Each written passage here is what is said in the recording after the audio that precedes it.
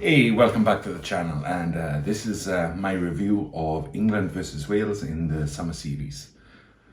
So a lot of changes for both teams in this game. England have some big names coming back, so expectation is to see a better performance from England than we got last week. So let's get into the match. So Wales have a new front row again. This time it's the Ospreys boys. And unfortunately for Wales, the first blood is drawn by England, and Wales concede a free kick. England put some good phases together and attacked the Welsh defence, which is pretty solid, but England do well and almost get over in the corner, and there's a last-ditch tackle by Liam Williams, some good defence from him, and they hold out England. But it's all England at the start. And straight off the bat, the Welsh line-out looks a bit shaky. So that's something they're definitely going to have to improve as the game goes on. I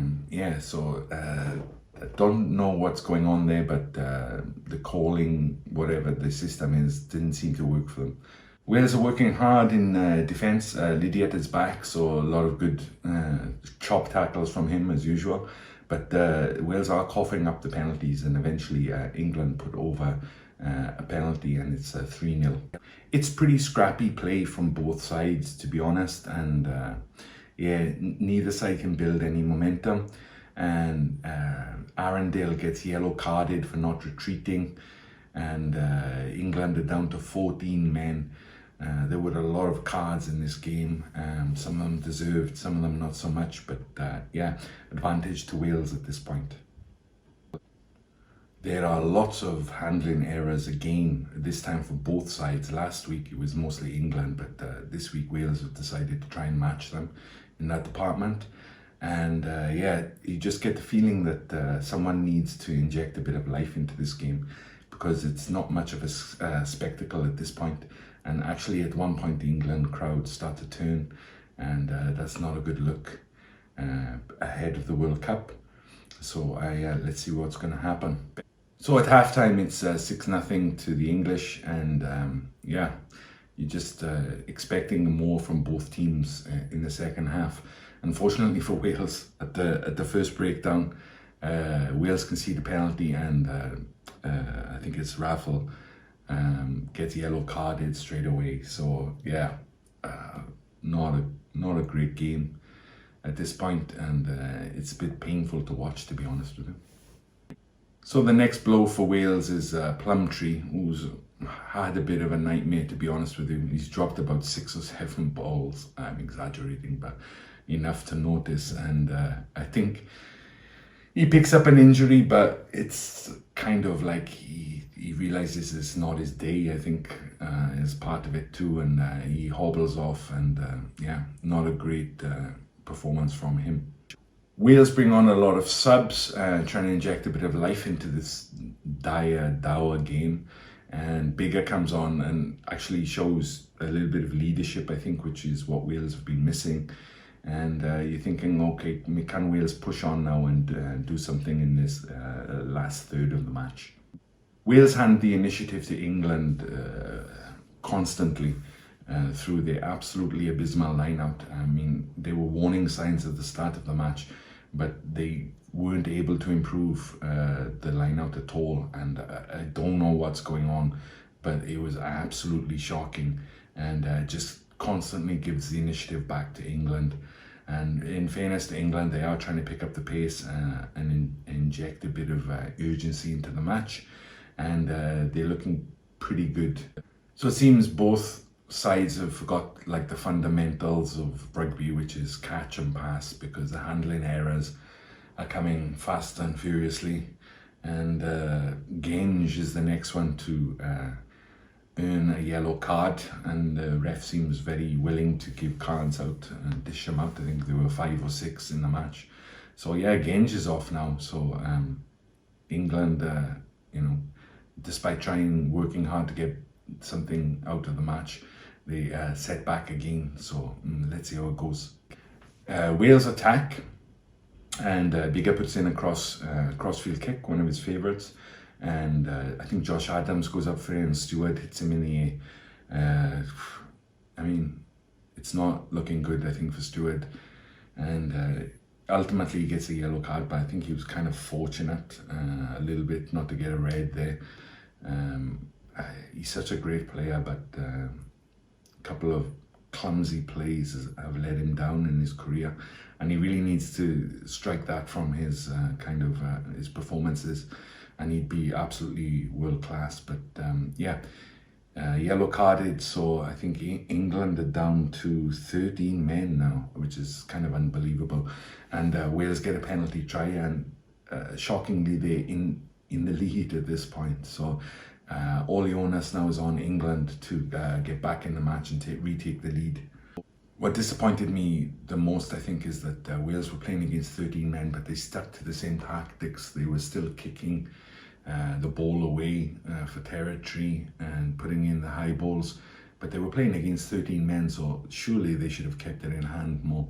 I think they missed a trick there, so that was disappointing. And then we have one of the biggest moments of the match. Owen Farrell with his classic kind of cheap shot, let's be honest. Sticks the shoulder into, I think, the Wales number 8's face.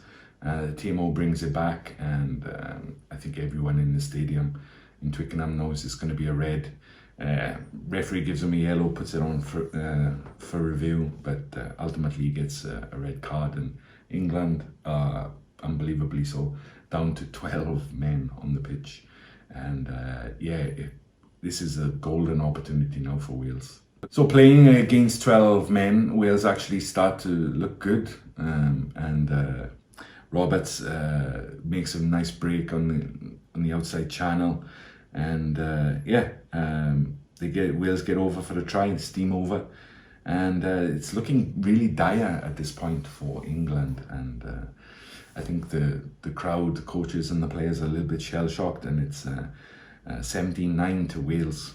So perhaps the biggest positive England can take from this game is that they realise they're really up against it now, and the English forwards decide no, not today, and they take the game by the scruff of the neck, and they work hard to get England back in the match. They put together a nice series of mauls and wrecks, and they end up getting over, pushing over the line out more, and it's 16-17 now.